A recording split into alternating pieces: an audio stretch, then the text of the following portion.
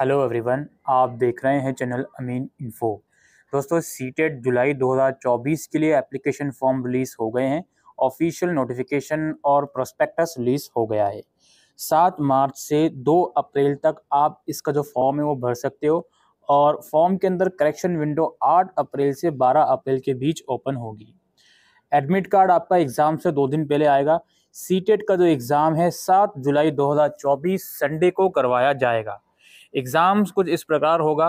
Paper 2 जो है CTET का वो सुबह 7:30 बजे से एंट्री होगी। एक्चुअल जो टाइम है पेपर 2 शुरू होने का वो यहाँ पे लिखा हुआ है 9:15 बजे से। और आप लोगों का पेपर 1 जो शुरू होगा, अगर आप पेपर 1 देना चाहते हो तो वो 1:30 बजे 1:45 से शुरू होगा। राइट। अच्छा, अब अगर हम बात करें इसमें इसकी पैटर्न वगैरह की और दूसरी इंपॉर्टेंट चीज़ों की, तो देखिए सबसे पहले तो अगर आप क्लास 1 से लेके क्लास 5 तक के स्टूडेंट को पढ़ाना चाहते हो तो आपको पेपर 1 देना होता है सीटेट का।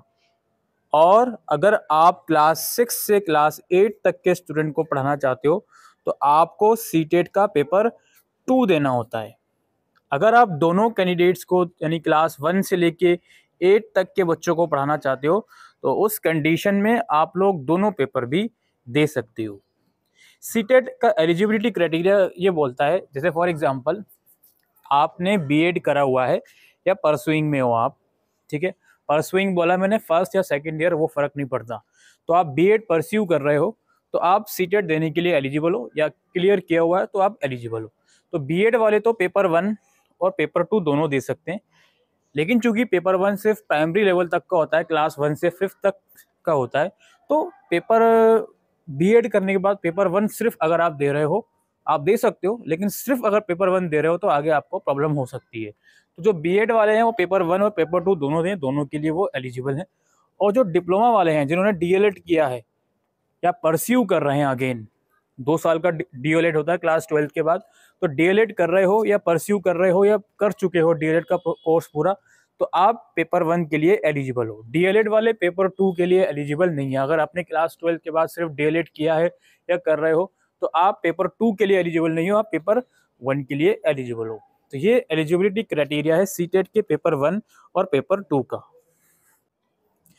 फीस की बात करते हैं दोस्तों, 1,000 रुपये फीस है अगर आप किसी एक पेपर में अपेयर होते हो, जनरल और ओबीसी की।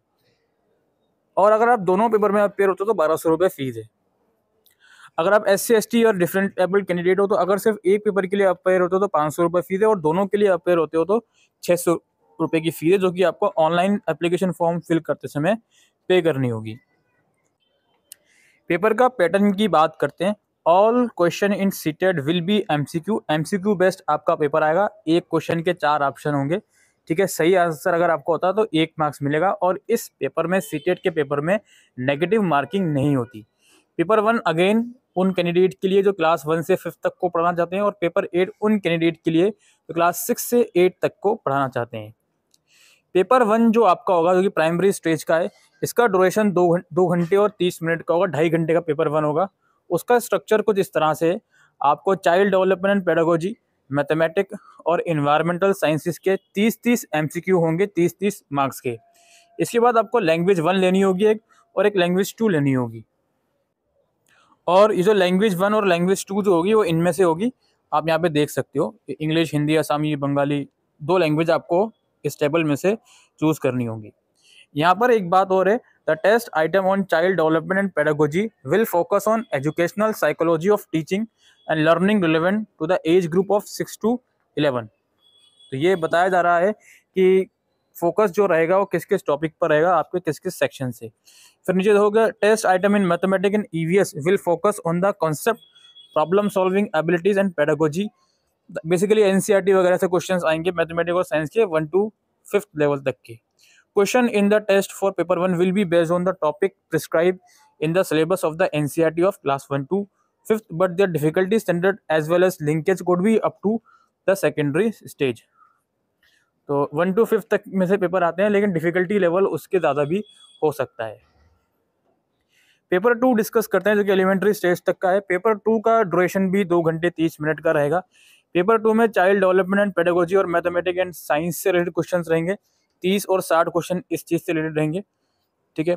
और यहाँ पे आपका लैंग्वेज होंगी 2 अगेन। अच्छा, यहाँ पर एक थोड़ा सा चेंजेस है यहाँ पर, वो मैं आपको दिखा देता हूँ। जो आपका पेपर 2 के अंदर सेकंड पार्ट है, इसमें मैथ्स और साइंस के टीचर के लिए आप मैथ और साइंस चूज़ करोगे या फिर सोशल साइंस चूज़ करोगे।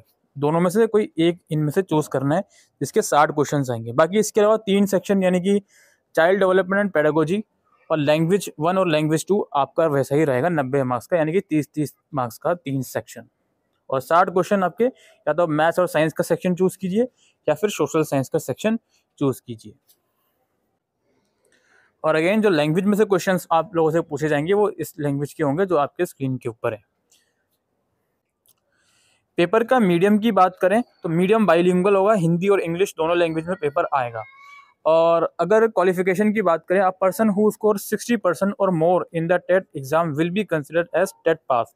अब सीटेट का जो एग्जाम होता है जस्ट आपको क्वालिफाई करना होता है, इसमें कोई मेरिट वगैरह नहीं बनती।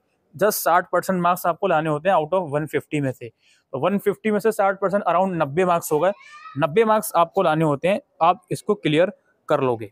और इसमें कुछ कैटेगरी के लिए रिलैक्सेशन होता है, SC ST और OBC के लिए, तो वो यहाँ पर आप लोग देख सकते हो।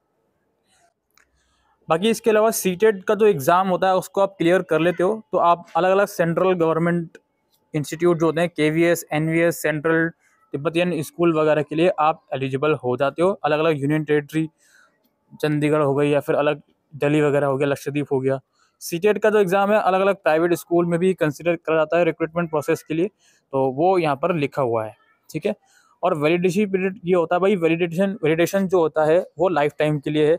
एक बार आपने सीटेट क्लियर कर लिया तो उसकी वैलिडिटी लाइफ टाइम रहती है। सीटेट का एग्ज़ाम अलग अलग सेंटर्स में करवाया जाता है। आपको जब आप फॉर्म भरोगे तो 4 ऑप्शंस प्रेफरेंस के रूप में आपको देने होंगे, तो जितना जल्दी फॉर्म भरो उतना ज़्यादा आप लोगों के लिए बेहतर है।